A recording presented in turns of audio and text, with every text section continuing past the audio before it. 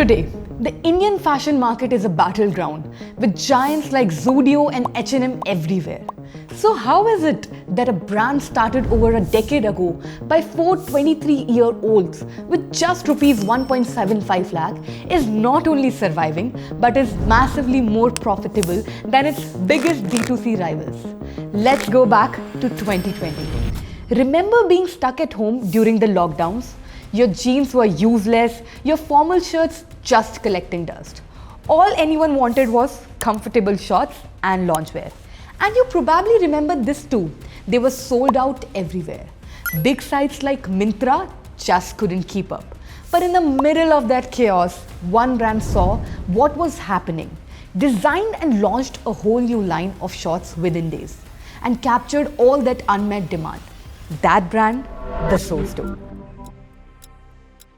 How could they move so fast when giants couldn't? To answer that, we need to rewind. It's 2013. Four friends in their early 20s. 3 engineers, 1 lawyer. They are stuck in jobs that they aren't excited about. Nights are spent binging Marvel, Harry Potter, Game of Thrones.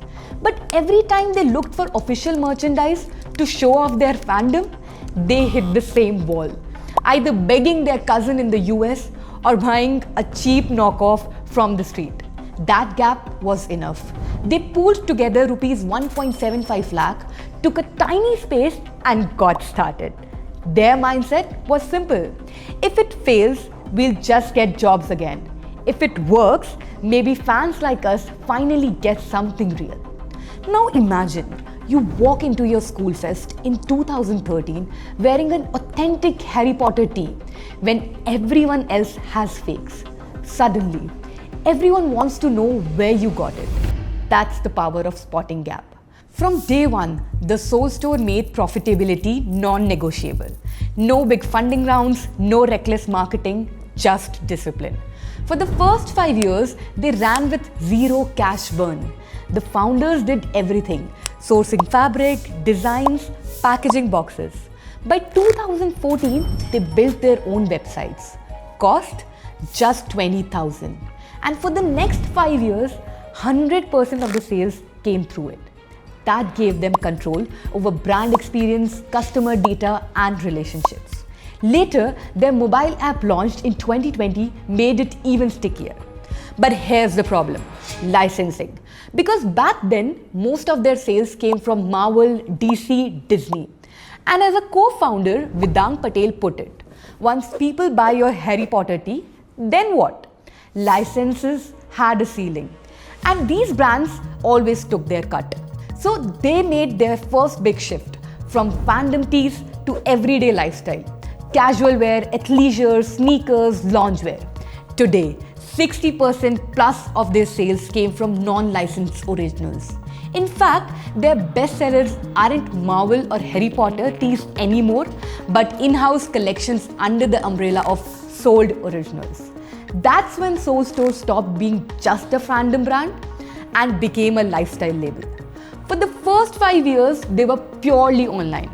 Then in 2019, they opened their first store in Delhi's Kamla Nagar. Think about this. A small store in Mumbai costs rupees 3 to 4 lakh a month in rent, while a billboard can go from 1 to 2 lakh. But a billboard only gives visibility. A store gives visibility and sales. Within 2-3 months, most stores turned profitable. The revenue per square foot was an astounding 4 to 5x the industry average. Today, offline stores contribute nearly 25% of their revenue. And that's just one part of their play. Because Soul Store today isn't just online. It's D2C, marketplaces, and retail stores. For shoppers, that means convenience. Shop the drop online, try the fits offline, or snag deals on Myntra too. And just when you think the story ends, the Soul Store pulls out another card. The Sold Army membership. Early access, free shipping, exclusive discounts, even a birthday surprise in your inbox. It feels less like buying clothes, more like belonging to a club.